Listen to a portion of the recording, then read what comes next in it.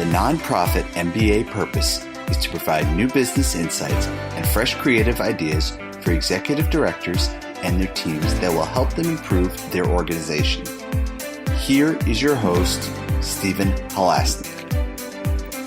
Welcome, everyone. My name is Stephen Halasnik, and I will be your host for today. I am co-founder of Financing Solutions, and for those of you who do not know us, we are the leading provider in the United States of lines of credit to small nonprofits.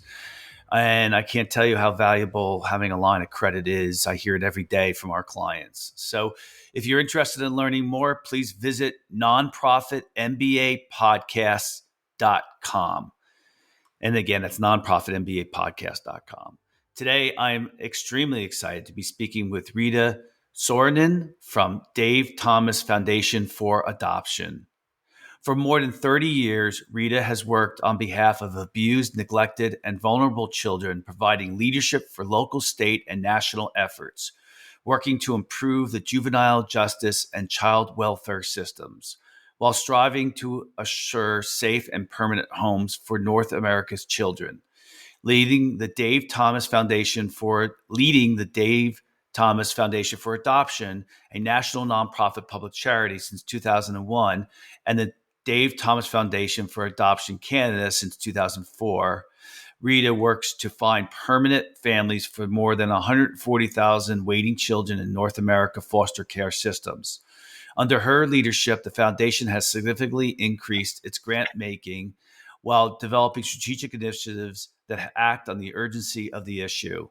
In 2021, the foundation dedicated more than $40.9 million to grants and award-winning programs such as Wendy's Wonderful Kids, Adoption Friendly Workplace, and National Adoption Day. Rita, welcome to today's Nonprofit MBA podcast. Stephen, I'm delighted to be here. Thank you for having us. I am. And, it's, I think most people know about the Dave Thomas Foundation for Adoption. I think it's a very, even if you're not in the nonprofit sector, I think people know about it. It's something that's always been well known, don't you think? I think so. And part of that comes from the legacy of our creator, Dave Thomas, and his, he has two legacies, I think. First, starting the brand, the Wendy's company, square hamburgers and Frosties and fries that hopefully most of the country knows about. But as he was getting older and starting to, I think, step back a little bit from the work as a CEO, he also wanted to put into action what was already built into the Wendy's company DNA, which was giving back to the community. He was adopted. Yep. And so he created the Dave Thomas Foundation for Adoption as a separate nonprofit public charity from the corporation to focus exclusively on children in foster care who are waiting to be adopted. So I think that brand awareness comes both from initially the brand of the Wendy's company and Dave Thomas, that the character of Dave Thomas, the businessman, but the character as well that people knew from commercials. But then as we grew, I think the brand of focusing exclusively, being a one-trick pony and saying, this is where we have to put our mission and help jump into this really critical cause of children in foster care waiting to be adopted. Yeah, it would be an interesting podcast. This isn't the one topic we're going to cover today, but how someone who started a nonprofit, the fact that his enthusiasm, his determination, how pervasive it probably is in the culture of the Dave Thomas Foundation for Adoption, isn't it? Exactly. And it has to be. It's the Dave Thomas Foundation for Adoption. We carry his legacy with us every day, and we extend that. Family members continue to sit on the board, so they're part of governance. We want to make sure we live up to the vision that he created. Of course, that, the nuances and the tactics behind that vision change as we grow, as we look strategically at the needs of this very complex child welfare system. But the essence of that legacy of the man who created this and the vision behind it absolutely permeates everything we do every day. Yeah, it doesn't have to be after he's gone, too. It's that culture of succession planning and building a culture.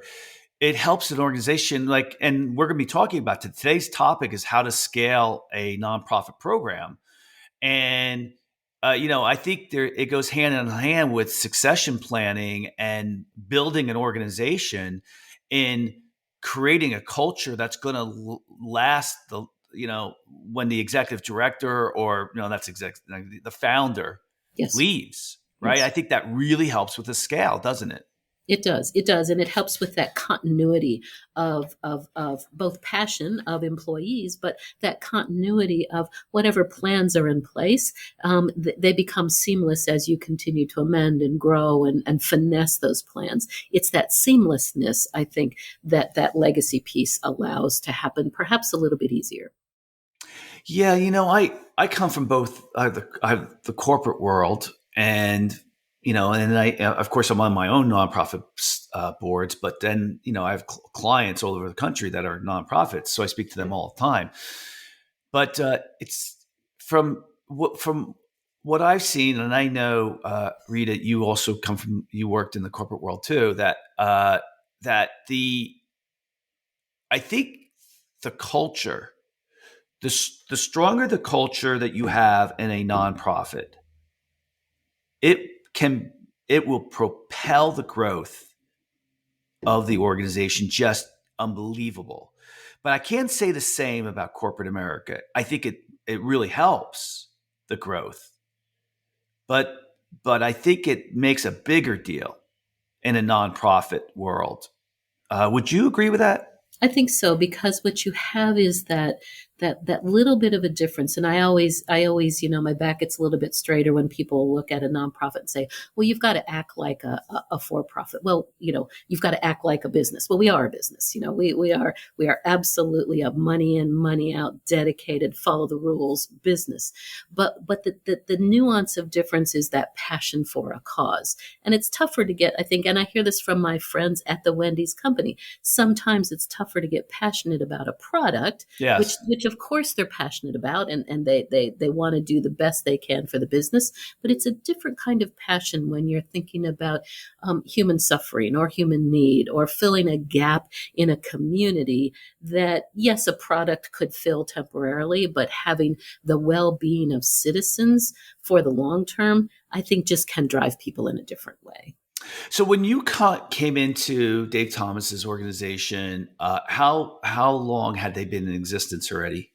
So it was started in 1992. The Dave Thomas Foundation for Adoption was founded in 1992. I started in 2001. So a relatively short period of time. And I'll be honest with you, when the Dave Thomas Foundation for Adoption was started, it was really a bit of, and I don't think my Wendy's folks would argue with me, a bit of an extension of the marketing arm of Wendy's. So what they knew best, they didn't know child welfare. They knew they wanted to engage in this conversation of adoption. But what they did know best was marketing and public relations and advertising, and in order to move a product, right? And so that got extended to the foundation as we were looking at how could we increase the awareness of this notion that children in America were waiting in foster care to be adopted. It wasn't a robust conversation in 1992. So that those first, 5 to 6 to 7 years were forming an organization and getting the governance going and getting the tactics going, but really looking at that awareness piece. It was when I came in, we began to think about awareness is great. We have to continue to raise awareness because not enough Americans, when they're thinking adoption, are concurrently thinking foster care adoption while they're thinking infant or international or domestic infant adoption.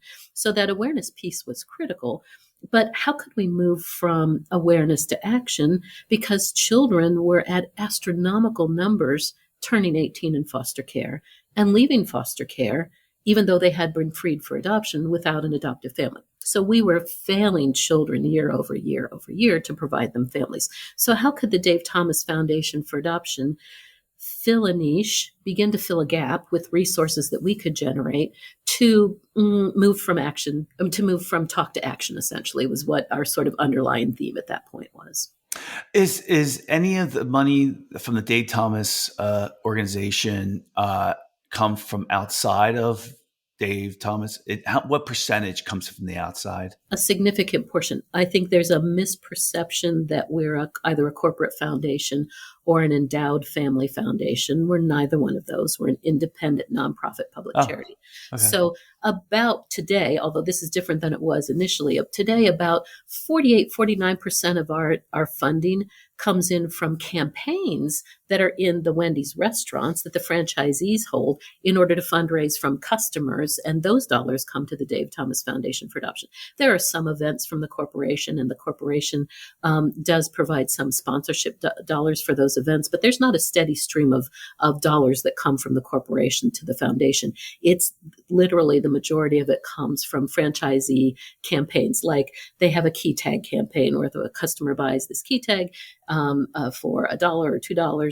99% of those dollars come back to the Dave Thomas Foundation for Adoption. The customer gets to use that key tag to get a free Frosty with a purchase throughout the year. So it's a give and take kind of relationship with the customers, which is brilliant because it engages many more millions of people, whether briefly or not, in this notion of, oh, I'm supporting this nonprofit called Dave Thomas Foundation for Adoption. Maybe I'll learn more about foster care adoption when after I'm done with the great meal that I have at Wendy's. So it's this wonderful relationship. But the rest of our dollars come from independent traditional fundraising from other foundations, from individuals. We've developed a robust and mature, I think, strategy of fundraising outside of the Wendy's system. Now, when you came in 2001, like you said, Yeah. right? 2001, what was the revenue of the organization at that point? At that point, it was probably just hovering around 1.5 million. Wow. Yeah. And now you're at 40.9 million. That was what we gave away. Plus, so yeah, hovering around perhaps I think last fiscal year, was about a $45 million budget. Okay, so let's talk about that. I like using real world experiences to talk about the subject. So now you've been there since then.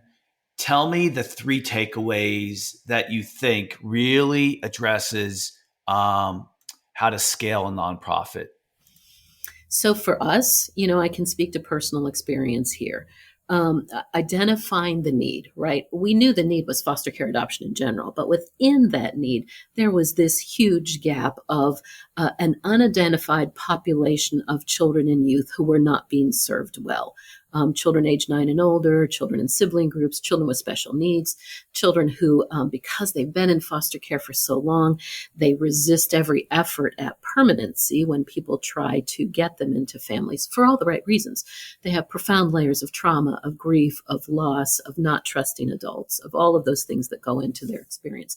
And so for us, it was identifying where is it that the system is not serving children well. And there are lots of complexities in this government child welfare system. And that was for us that piece. Children at risk of aging out of foster care without a family.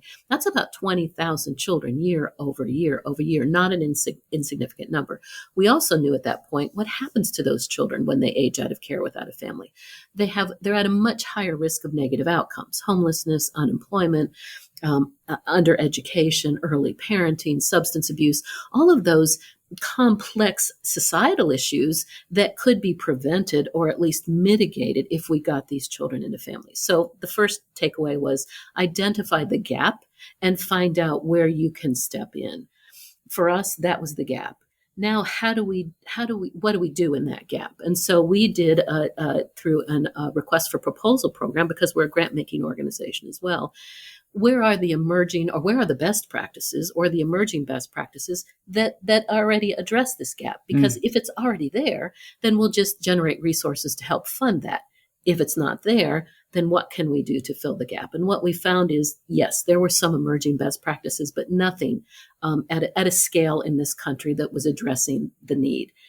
So identify the gap, identify the place in the gap. And for us, it was, okay, this is where we need to start focusing our attention and our resources. What percentage of the existing nonprofits out there, of the $40 million budget that you have right now, are actually doing best practices where you can say, okay, we don't have to develop the programs, they can do it for us. We can just give them the money and they're doing really well. So that's been part of that scaling process. Yeah. I think in 2001, 2, 3, when we were developing this program, it was let's say of 100 organizations, and that's a small number, but of 100 organizations that were dealing with the adoption, either public or private organizations, probably 2% were actually focused exclusively on this need and were using practices that they thought were working better than business as usual. And at that time, business as usual was public displays of children, put faces on a website, have a catalog of kids and hope that charismatically families choose those children, as opposed to real life social work that works on their behalf. So it was a very small percentage. And now? Now, we contract with hundreds of organizations. We have a co-investment relationship with some states and with some individual organizations. So 100% of the ones that we contract with use a model that we created. And that was that next phase of creating a model practice that we could put into place, that we could test, that we could evaluate, and then begin to scale it. And so I think identification, decision of where we will be in that. And then the third takeaway was test it, pilot it, evaluate it, and then take it to scale. Because if we don't know that it works at an evidence-based level, then we're just creating yet another look good, feel good program, but it may not actually work in the long term for So let's circle back to the very first point that you made. And my summary of what you said was, you have to really, really understand your purpose, your mission, the market, the market, so to speak. You have to understand everything that's going on in your space, so that almost like take one step back so that you could take two steps forward. That's exactly it.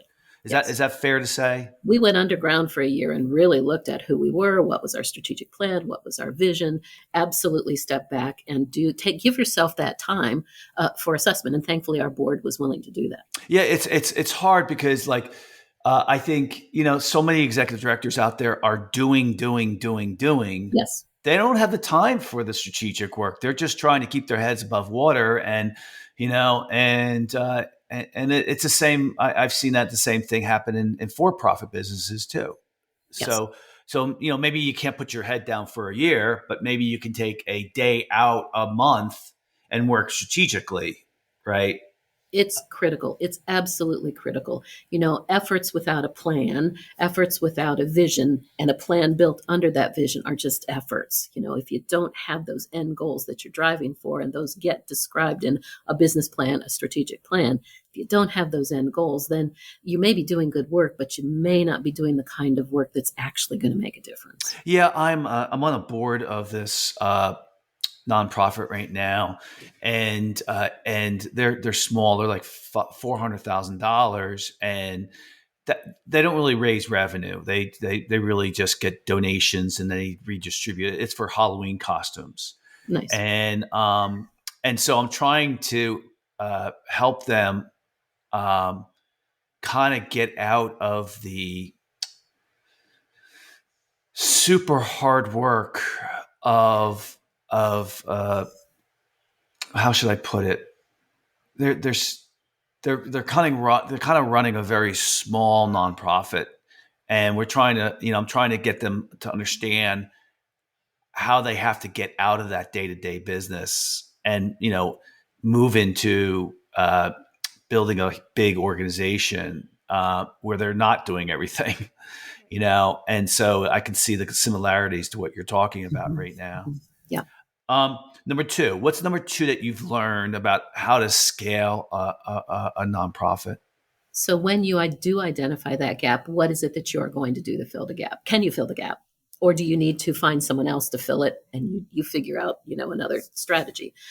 For us, it was, what then are we going to do to fill that gap? And that's where we began that identification of emerging best practice or existing best practices. We found there was nothing at an evidence-based level. So that's where we created the program. We had the internal expertise to do that, but grabbed the advice of others around us as well, really looked at the lay of the land, understood the landscape, that deep understanding of the world that you're in at a different level than just children are waiting to be adopted. We're going to help them get adopted. But how are we going to do that? So really defining the tactical how, and that's where we created a model program.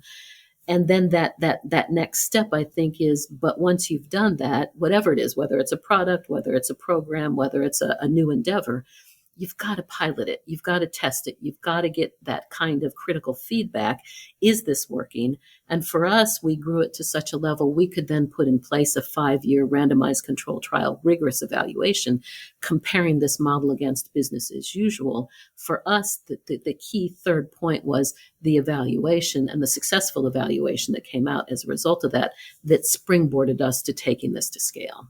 When you actually give money to an organization, how long do you give them for the evaluation period if they're doing a good job or not? A year, 3 years? It depends, because for us, it's this implementation of the model. And behind that is the hiring of a full-time adoption professional, one or more, in order to implement the model. So it takes time. We don't hire them. The agency hires them. We give them the grant to do that, right? And so the idea is that it's going to take some time, one, to identify the right person, to get that person in place, to train that person. We provide rigorous training because it's an evaluated program. Then fidelity of the model is critical. So we provide the training, technical assistance, and support, building a caseload, building the relationships with the agencies with whom this individual has to work. So all of that takes some time. And what we say is we should begin to see some, and we put measurable goals in the grant contract that we write. We should begin to see some results by 12 to 18 months. But really, in terms of full implementation, it takes a good probably 18 to 24 months. And we tend to stay with our grantees for the long term. If they're producing, if they're following the model, if they're doing the business that they say they're going to do, our job is to be a good partner in that process. Now, scaling is a different conversation when we've taken it to scale with states. So we've actually contracted with states, and there's a co-investment relationship. The idea of this program is taking to scale means ultimately, because these children are in the custody of the state or the county, philanthropy can't just take over the child welfare system. What it can do, though, is give it a boost. And so we can provide upfront funding, quick upfront, substantial funding that can help a state take this program to scale, so that, for example, if a state needs 30 of these full-time adoption professionals, we call them recruiters, to address that focused population that we talked about, children most at risk of aging out of care, those individuals carry 12 to 15 children on a caseload. You do the numbers. If there are 500 children waiting, how many recruiters will it take? What's the upfront money that we can provide in order to get those recruiters very quickly hired and in place, begin to take this program to scale? But over a period of 3 to 5 years, as what the state will see or the county will begin to see as a return on investment, right? Because to get children out of care and into adoptive homes ultimately is a return on investment for the state or the county. And so they'll begin to take over the majority share of the costs of the program.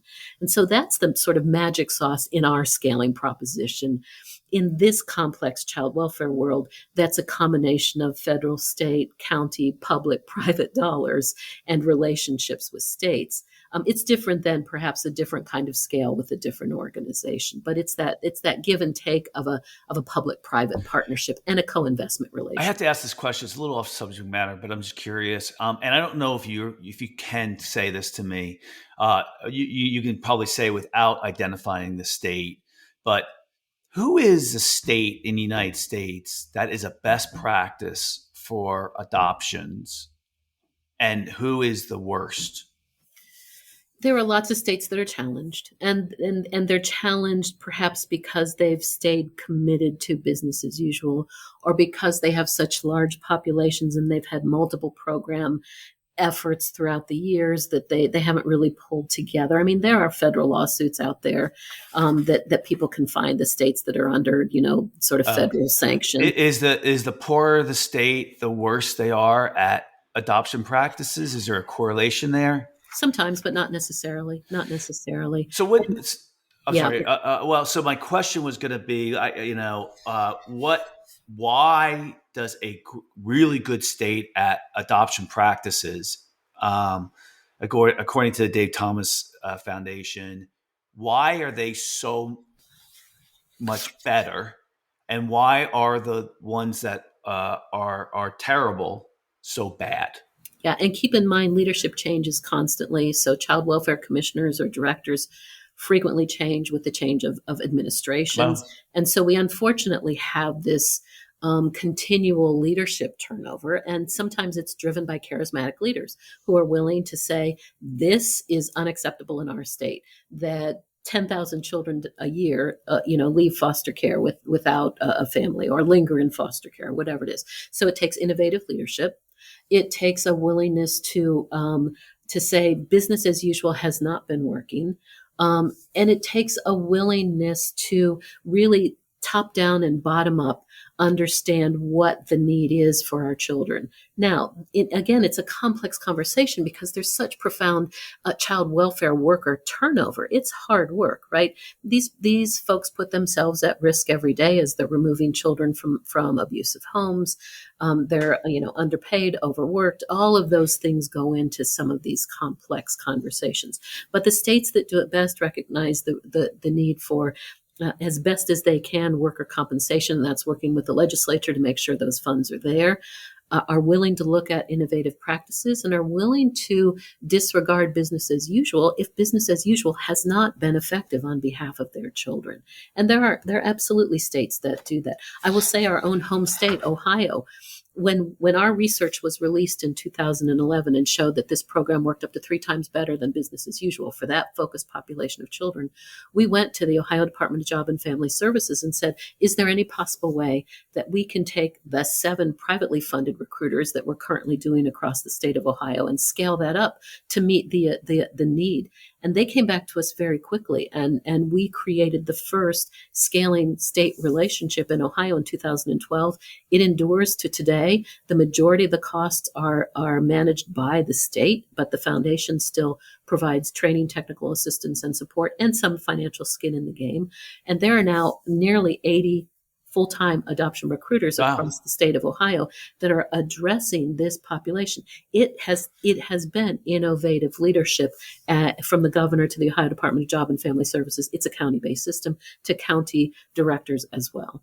So the second point of how to scale, which I know we got off track a little bit, my curiosity got was because of that, is systems. You got to have systems in place. So the first one, of course, was, okay, you have to know everything about what's going on. You have to know where you're headed. You have to know where you've been. You have to know your marketplace, so to speak. And then the second thing is you have to build systems in place. In your case, you were building systems to be able to, and this acronym I used to use all the time. It's called LUDI. Learn, understand, teach, and then inspect. So that in your case, you were teaching other people how to have best practices about adoption.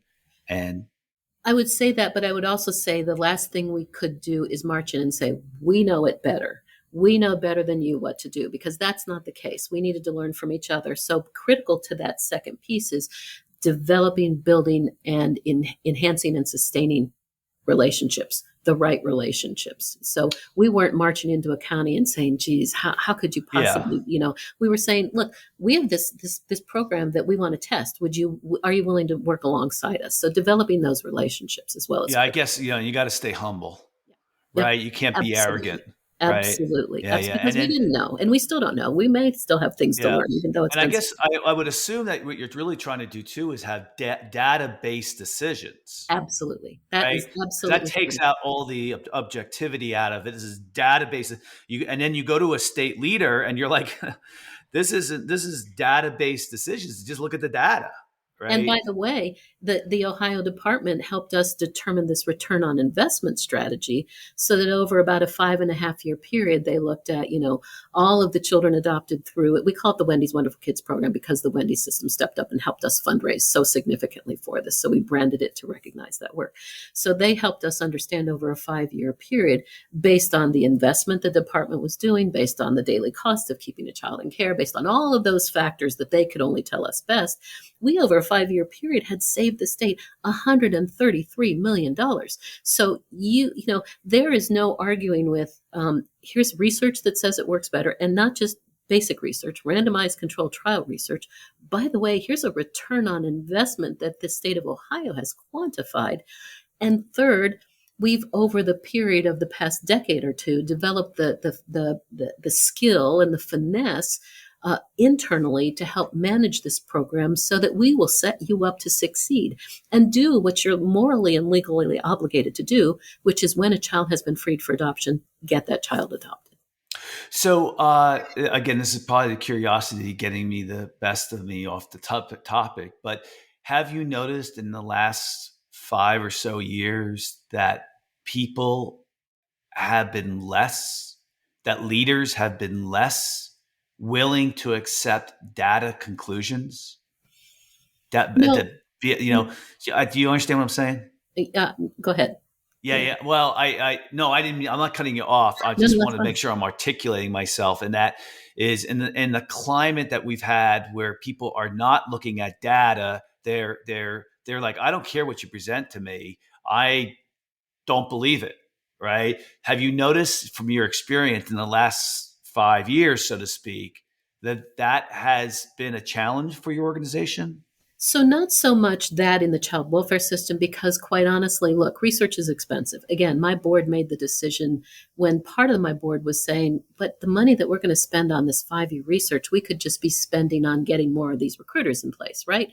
Absolutely. But I went back to my Wendy's folks and said, but would you ever release a product without testing it, without evaluating it, without understanding if you're going to get a profit from it? No, of course they wouldn't, right? That's just not good business. So they understood and they agreed wholeheartedly that this research was critical.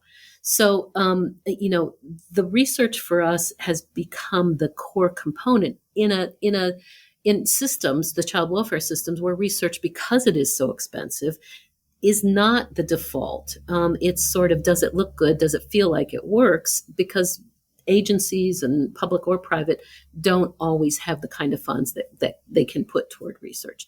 So I think it positioned us maybe a little bit differently in that we were willing to make that effort, and we had the research in hand, and it was indisputable. It was, we had advisors throughout. It was through Child Trends, which is a preeminent child welfare research organization in Washington, D.C. We had the credibility from the research. And so even today, and I know exactly what you're saying, when the world's gotten a little bit crazy and data doesn't matter, here's what I believe, right? And if you don't believe what I believe, then you're wrong. I think in this world, it has been to our advantage because it is so, there can be such a lack of research frequently in the system. Yeah. Third area, that for scale, what would you say that third bucket would be? So the third area is, once you have that research in hand, however you go about that, it's testing it, refining it, and making sure that, just because it worked 3 years ago doesn't necessarily mean in this instance it's the right thing. Well, what we found is, for us, that's been that internal development of making sure we have the staffing available as we grew, making sure we had the systems in place, the learning management systems, the data management systems, the performance management systems. So it's almost going back to 2001, 2, and 3, when we were looking internally, continuing to look internally and making sure that as we're scaling up a program, we're also appropriately scaling up ourselves in order to accommodate that program. So it's constant, it's that constant improvement process. What do you think is the number one problem that you, now at your size and with your experience level, that your organization struggles with right now?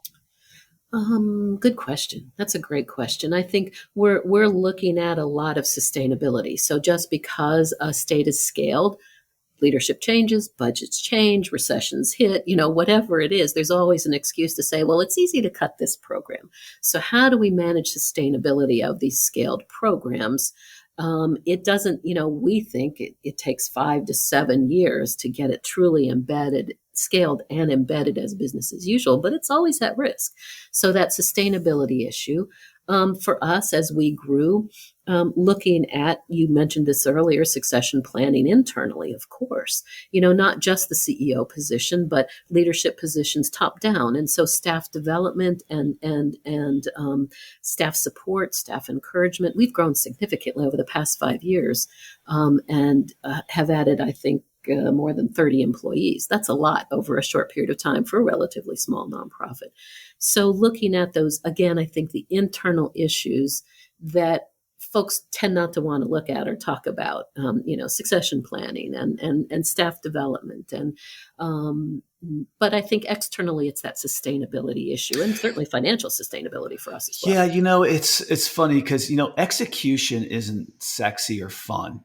It's new ideas, implementing them. It's the beginning of an organization. You have this incredible strength and power, and it's exciting. And then when you get into, like, if you follow the methodology that we're kind of talking about today, it kind of loses its pizzazz, or whatever word you want to say. It gets less sexy, and but it's really the key to any organization is incredibly great execution, isn't it? Yeah, absolutely. Absolutely. And now, again, the past couple of years have pointed out some really critical issues that we're addressing now. There's an overrepresentation of Black children in the child welfare system, right? Racial equity, social justice, all of those issues that have surrounded child welfare from its inception, but it became an elevated conversation for all the right reasons.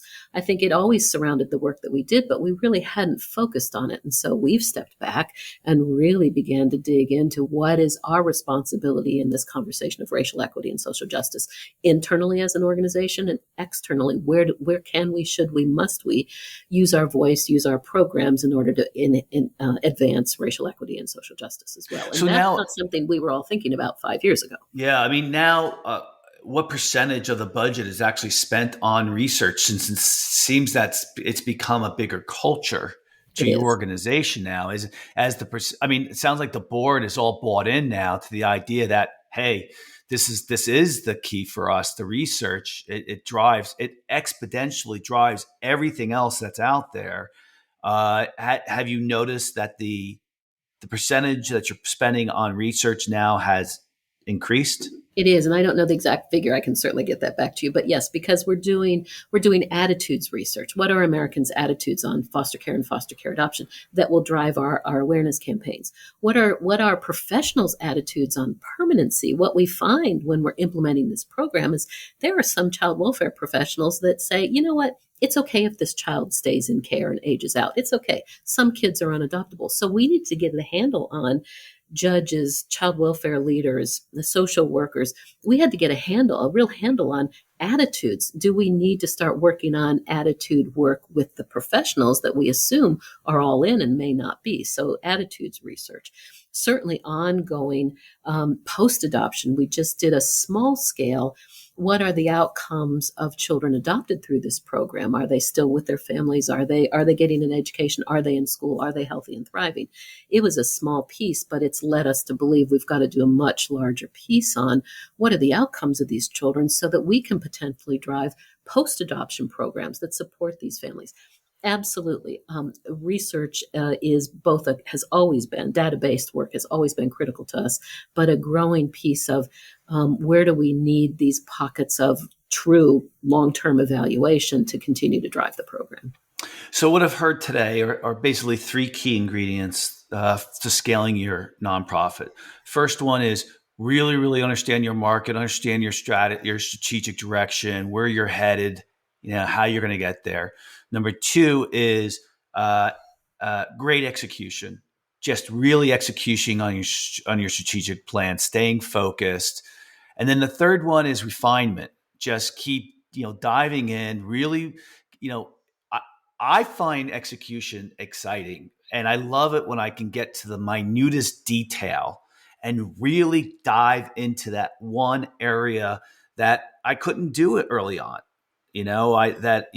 So I can, to me, that's fun and that's exciting. I don't like having to run around with my head cut off trying to accomplish all this other stuff. I'd rather just kind of focus on one or two things. Yeah. I don't know how everybody else feels about that out there, but I think one's attitude and how you approach business or life is probably the most important thing that you can do. If you can address your attitude about what excites you, then and your organization, then the rest will fall into place. Have you found that yourself too? Absolutely. Look, this is a field where you hear the negatives every day, right? What happens to these children and the abuse that they suffer and the further abuse in systems sometimes, and so it can drag you down. It's maintaining exactly what you said, this sense of a positive attitude toward. But here's what we can do: we can recognize all of the horrible things that happen to these children, and we can be must be absolutely empathetic to the families, to the children, to the systems that are complex. But we have to keep a sense of joy about this, a sense of hope about it. Be happy here or be happy elsewhere, because we've got to drive a positive attitude that life can change for these children. Absolutely. Yeah, and I think that brings up a good point, and I think you should make sure that you are talking about and celebrating on a weekly or monthly basis something that went really well in your organization. Because I think, we're all putting out fires, we're all dealing with problems, and you forget it really drags you down. And I think you needed to be reminded the good that you're doing. That's exactly it. And we do a lot of storytelling here as well. Yeah. Our job is to show the success stories of what has happened through this program and other programs that we do. And so constantly doing videos on successful families and sharing those with staff and sharing those with board members and sharing them with the public, of course, but making sure that we're doing the kind of storytelling about these children and families that is uplifting. It's not just rose-colored glasses. These are real stories about real families that have been impacted. Yeah, and I think, nonprofits always do a good job with storytelling. I think that they mostly think that they do the storytelling to raise more funds, and they forget that they should be doing it for their internal employees to continue to have that passion. Because let's face it, when you're growing a nonprofit, I think it all comes down to willpower, right? And, that willpower after a period of time can wane. And maybe not so much from the executive director and the leaders, but from the other rest of the people, because we all know that a lot of times they don't get paid that well. Exactly. Exactly. And So pointing out how critical, there was a point in time where long time ago, not my current team, but somebody on the finance team is like, oh, I'm just depositing checks. I'm just, right. Yeah, but that work that you're doing, we're a money in, money out organization. You are absolutely core. So remembering and making and sharing with people who may feel like the mundane, computer work at their desk is just this. No, it's not just that. It is exactly that helps keep this mission alive. if you were to write a book today, what would be the topic that you think that you would cover? For me, this journey has been all about relationships. Huh. It has been all about whether it's the relationship with the Wendy's system and the Wendy's family, whether it's relationship with the child welfare system, whether it's the internal relationships, the external ones. There's relationships that also bolster on that sort of colleague relationship. So how do I get a boost from somebody that I know is going through the same thing, or how do I boost someone who's going through that same thing? It's something in there in relationships, that drive successful missions, I think. And I think it's funny you should say that, because I just got back from Kenya. I was there for 2 weeks, right? Most unbelievable vacation. I'll never have another one like it. And I kept a blog because I said so many of my friends and relatives, they'll probably never get a chance to go. And this is a way for them to experience it. And it started off really small, and then every day I got bigger and bigger and bigger. And when I look back at the blog, what everybody says, I had people that were reading the blog with their family at their dinners tables, and because experience was so unbelievable. And I had people saying, where's your blog today? right? They were so excited about it. And I had people, I was talking to this one woman the other day, and I was telling her about this story, and she goes, "Oh, you mean with Wilson? That was the name of a guide. It was one of our guide." And to bring it back to what you're saying is when one person asked me after they read the blog, and because I did come up with a summary of what I kind of learned from the trip, but they were like, what was your takeaway? And my takeaway, which I didn't put in there because I talked about people almost more than I talked about the animals. Yep. And when I walked away from that, and I think it's we're all experiences due to COVID. And that is, we realize, most of us, how important people are in our lives, right? And you're talking about relationships. And so I think there's a correlation between what's happened to us as a world in the last 3 years and our realization, hey, listen, in Kenya, people are so happy. And it's because they're so close. I never met a Kenyan person without a smile on their face. And it's because they help each other. Don't forget the commercials you see about a starving person. I didn't see that at all. And I was all over the country, and they're very, very happy in Kenya. And I came home to the United States and people are at each other's throat and unhappy because they're sitting in these huge homes by themselves. And so I think relationships are important. And it is the key to the Wendy's Wonderful Kids program and the reason it has been able to scale. We are supporting more than 500 individual Wendy's Wonderful Kids recruiters across the United States and Canada. Key to that model is we give that social worker, that skilled professional, time to develop a relationship with the children on their caseload. And through that relationship comes the identification of potential adoptive resources that are already in that child's network, former foster parents, extended family members, best friends, families. It is key to that program. So the extension of that relationship strategy, if you want to call it a strategy, is what has made, I think, the Dave Thomas Foundation for Adoption successful, and certainly the programs within it. Oh, good. Well, listen, it was a good conversation. I enjoyed it. I'd like to thank so very much Rita Soronen. Am I pronouncing that correctly? You did Rita? It perfect. Good. From Dave Thomas's Foundation for Adoption for coming on today's podcast. If you like today's podcast, please feel free to share it with a friend and also subscribe on your favorite podcasting app. And if you like today's podcast, please give us a review on your podcasting app. It helps us get the word out. It really, really helps in the algorithms for ranking. The Nonprofit MBA podcast has become extremely popular. It's amazing how many people are listening to it now. It's definitely in the thousands. And if you're looking for a line of credit for your nonprofit, you can call us at 862-2074-118 or visit our website at nonprofitmbapodcast.com.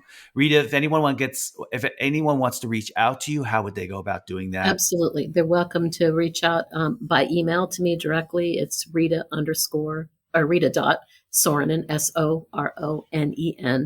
at davethomasfoundation.org. They can also reach out to the 800 number, our 800 Ask DTFA, and folks will get that information to me. Great. Thanks for coming on. Oh, my pleasure. Thank you so much for the conversation. I enjoyed it. And I want to say to all those listeners that are out there, thank you for all the hard work that you guys are doing to make the world a better place. Certainly over the last couple of years, we've fallen, and we need help by leaders like all of you who are doing all the heavy lifting. And I want to personally thank you. Rita is doing her part every single day as well. And I always need to try to do my part and be a better person to help the world. And I try to do that on a consistent basis. But I want to thank you all. But don't forget, you got to take care of yourself first. You take care of yourself first, and then you help the rest of the world. So everybody, get outside, smell the roses, enjoy your life a little bit, and then get back to your mission. I hope today's podcast was helpful for everybody who was out there. Everybody, have a fantastic day.